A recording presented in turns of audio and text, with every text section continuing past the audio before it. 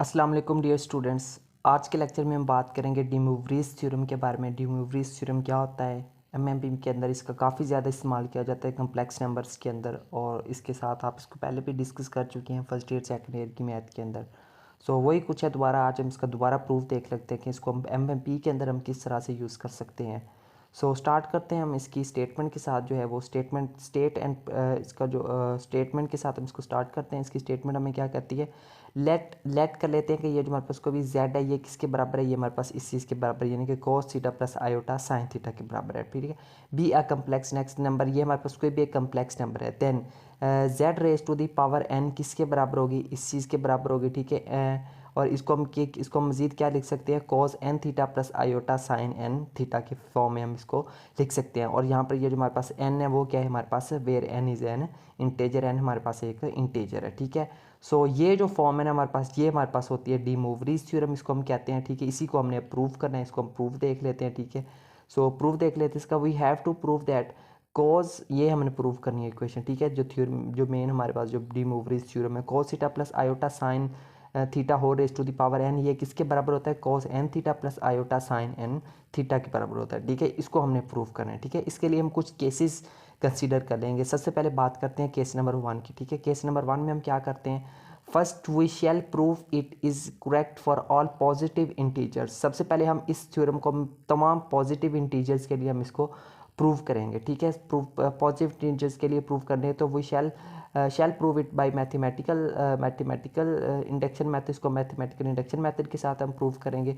So step number 1 में हम देखें हम क्या कौन सी चीज़ प्रूव कर सकते हैं। ठीक है, स्टेप नंबर 1 में हमने ये जो n है ना, इसकी वैल्यू लेट कर लेते हैं, हमारे पास 1 है। ठीक है, देखिए पॉजिटिव इंटीजर है हमारे पास। ठीक है, तो यहाँ पर हम क्या लिख सकते हैं? Put n is equal to 1 इन थ्योरम स्टेटमेंट, यानी तो इसमें लिखेंगे थ्योरम की स्टेटमेंट पे, तो n की जगह पे हमने क्या पुट करना है? सिंपल हमने 1 पुट कर लेना है। ठीक है, ये हमारे पास देखिए यहाँ पर 1 आ गया।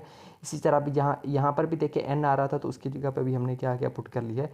1 पुट कर लिए। ठीक है, अब नेक्स्ट देखिए इसकी पावर 1 है, ये तो फिर इससे सेम एज इट इज आ जाएगा। ठीक है हमारे पास। ठीक है, और यहाँ पर भी देखिए 1 खत्म हो जाएगा कॉस थीटा, और यहाँ पर क्या रह जाएगा? प्लस आयोटा साइन थीटा रह जाएगा। ठीक है, तो यहाँ पर देखिए हमारे पास जो लेफ्ट हैंड साइड है ये राइट हैंड साइड के बराबर आ रही है, तो इसका मतलब है it is correct for n is equal to 1। तो यहाँ से हमें पता चला कि ये जो डी मूवरीज थ्योरम है ये तमाम पॉजिटिव इंटीजर्स के लिए ये होल्ड करता है। ठीक है, ठीक है स्टूडेंट्स। सो उसके बाद हम बात करते हैं स्टेप नंबर 2 की। ठीक है, स्टेप नंबर 2 में हम क्या करते हैं? Suppose theorem is true for n is equal to k. अब हम कोई भी एक के पॉजिटिव इंटीजर हम ले लेते हैं। ठीक है, कोई भी के है हमारे पास, तो n की जगह पे यहाँ पर भी के आ गया, और यहाँ पर भी जहाँ जहाँ पर हमारे पास के था वहाँ पर भी n जहाँ था वहाँ पर भी क्या आ गया? के आ चुका है। ठीक है, स्टेप नंबर 3 में देखिए, स्टेप नंबर 3 हमारे पास क्या? Now we prove for n is equal to k plus 1। अब उस के में हम 1 को ऐड कर लेते हैं। ठीक है, कोई हम 1 डिजिट ले लिया, यहाँ पर भी देखिए के प्लस 1 लिख लिया, यहाँ पर भी के प्लस 1, और यहाँ पर भी के प्लस 1 लिखा गया। ठीक है, अब हम इसको इसके साथ प्रूव करते हैं। ठीक है, तो इसको हम क्या करेंगे? Multiply step 2 by cos theta plus iota sine theta. Step number 2 जो ये वाला स्टेप है, इसको हमने मल्टीप्लाई कर देना है किसके साथ? हमने इस फैक्टर के साथ हमने इसको मल्टीप्लाई कर देना है स्टेप नंबर 2 को। यहाँ पर भी देखिए स्टेप नंबर 2 को हमने इसके साथ मल्टीप्लाई कर दिया, और यहाँ पर भी हमने इसको मल्टीप्लाई कर दिया। ठीक है, अब यहाँ पर मल्टीप्लाई करने के बाद यहाँ पर देखिए हमारे पास दोनों की बेस सेम है, तो यहाँ पर पावर्स आपस में क्या हो जाएंगी? ऐड हो जाएंगी। ठीक है, तो यहाँ पे हमने उस पावर्स को ऐड करके लिख दिया इस फैक्टर के अंदर। ठीक है, इसी तरह यहाँ पर देखिए हमारे पास जो ये फॉर्म है, ठीक है, ये जो फॉर्मेट है, ठीक है, यहाँ पर देखिए हमारे पास क्या है? इसको हम ओपन करके क्या लिख सकते हैं? कॉस के theta dot cos theta plus iota cos के थीटा, आगे हमारे पास लिखा है cos theta plus iota sine theta dot cos plus iota square sine theta sine के थीटा डॉट साइन थीटा। ठीक है, इस चीज़ के बराबर आ जाएगा। अब ये किया क्या है? बेसिकली हमने इन दोनों टर्म्स को आपस में मल्टीप्लाई किया है। ठीक है, तो सिंपल आप मल्टीप्लाई कर सकते हैं। ठीक है, ये वाली साइड हमारे पास देखें यहाँ पे वैसे आ जाएगी, और इसी तरह यहाँ पे देखो जब हमने इनको आपस में मल्टीप्लाई किया तो ये आ गया। ठीक है, उसके बाद देखिए हम इसको क्या नेक्स्ट कर सकते हैं। सो नेक्स्ट देखें हम यहाँ पर देखें हमारे पास इसकी जो लेफ्ट हैंड साइड है उसी को हमने प्रूव करना है। एक मिनट यहाँ पर। ठीक है, अब ये हमारे पास इसकी लेफ्ट हैंड साइड है। ठीक है, अब लेफ्ट हैंड साइड में हमने क्या किया है? जो रियल पार्ट थे उनको हमने अलहदा करके लिख लिया, और जो इमेजिनरी पार्ट थे वहाँ से हमने आयोटा को कॉमन लेके उनको हमने जो इमेजिनरी पार्ट थे उनको हमने अलहदा करके लिख लिया। ठीक है, अब ये काम इजीली आप खुद कर सकते हैं। ठीक है, अब यहाँ पे ये जो हमारे पास जो टर्म्स है बेसिकली ये वाली जो 2 टर्म्स है, ठीक है, ये हमारे पास कौन से फार्मूले बन रहे हैं, देखिए हमारे पास वही फार्मूले नहीं बन रहे हैं। यहाँ पे देखें ये वाले cause alpha cos beta minus sine alpha sine beta, यहाँ पर ये वाला फार्मूला लग जाएगा। ठीक है, और ये किसके बराबर होता है हमारे पास, ये होता है हमारे पास कॉज अल्फा प्लस बीटा के बराबर होता है। ठीक है, इसी तरह ये जो हमारे पास जो नेक्स्ट सीरीज़ है, ये वाली जो सीरीज़ है, ये किसके बराबर है, ये देखिए इस चीज़ के बराबर, यानी कि sine alpha cos beta plus cos alpha sine beta is equal to sine into alpha plus beta. ठीक है, तो इन दोनों सीरीज़ के जगह पे हम उनके ये वाले 2 फार्मूलाज लिख सकते हैं। ठीक है, तो यहाँ पर देखिए हमने उनको इनके फार्मूलाज के साथ हमने उनको रिप्लेस कर दिया है। ठीक है, इसी तरह नेक्स्ट स्टेप में देखिए हमारे पास क्या आ जाएगा, हमारे पास यहाँ पर देखें ये जो हमारे पास जो ये आ जाएगा। ठीक है, यहाँ पर देखिए हमारे पास जो थीटा है इसको हम कॉमन ले सकते हैं। ठीक है, यहाँ से थीटा को कॉमन लिया तो ये आ गया हमारे पास थीटा कॉमन। इसी तरह यहाँ पर भी हमने थीटा को कॉमन लिया तो हमारे पास यहाँ पर हमने थीटा को कॉमन लिया, अंदर आएगा के प्लस 1। ठीक है, सो यही तो हमने प्रूव करना था। देखिए वही इक्वेशन नंबर जो स्टेप नंबर 3 में जो हमने इक्वेशन निकाली थी, देखें ये वाली जो थी ये वाली, देखिए वही हमारे पास इक्वेशन बन गई है। तो ये तो हमने के लिए प्रूव करना था।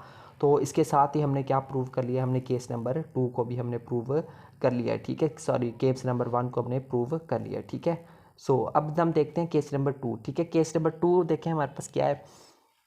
केस नंबर 1 में सबसे पहले हमने एक पॉजिटिव इंटीजर 1 लिया, उसके बाद हमने एक पॉजिटिव नंबर के प्लस 1 लिया है। ठीक है, तो वो तमाम इंटीजर पॉजिटिव इंटीजर्स को डोनेट करता है। केस नंबर 2 में हम ले लेते हैं जब n की वैल्यू अगर हमारे पास 0 आ जाए, फिर हम क्या डी मूवरीज थ्योरम को प्रूव कर सकते हैं, उसको देख लेते हैं। ठीक है, यहाँ पर देखिए n आ रहा था, जहाँ जहाँ पर n आ रहे वहाँ पर हमारे पास क्या आ गया, उसकी वैल्यू हमने 0 पुट कर दी है। ठीक है, अब यहाँ पर किसी भी फैक्टर की अगर पावर 0 हो तो वो डेफिनेटली 1 के बराबर होता है। इस साइड पर हमारे पास 1 आ गया। ठीक है, यहाँ पर कॉज 0 थीटा, ये किसके कॉज 0 का जब थीटा से मल्टीप्लाई करेंगे 0, और कॉज 0 किसके बराबर होता है, 1 के बराबर होता है। ठीक है, और इस तरह साइन 0 किसके बराबर होता है, 0 के। यहाँ पर देखिए मैं आयोटा को 0 से मल्टीप्लाई किया तो 0 होकर वो खत्म हो जाएगा, और यहाँ पर देखिए 1 इज इक्वल टू 1। इसका मतलब है left hand side right hand side एक दूसरे के इक्वल है। सो इसका मतलब है केस नंबर 2 जब n की वैल्यू हमारे पास 0 हो तो उसके लिए भी डी मूवरीज थ्योरम हमारे पास क्या है, एक करेक्ट फॉर्म है। ठीक है, केस नंबर 3 की बात करते हैं। केस नंबर 3 में देखिए हमारे पास क्या है, x when n is negative integer let n is equal to minus m। ठीक है, अब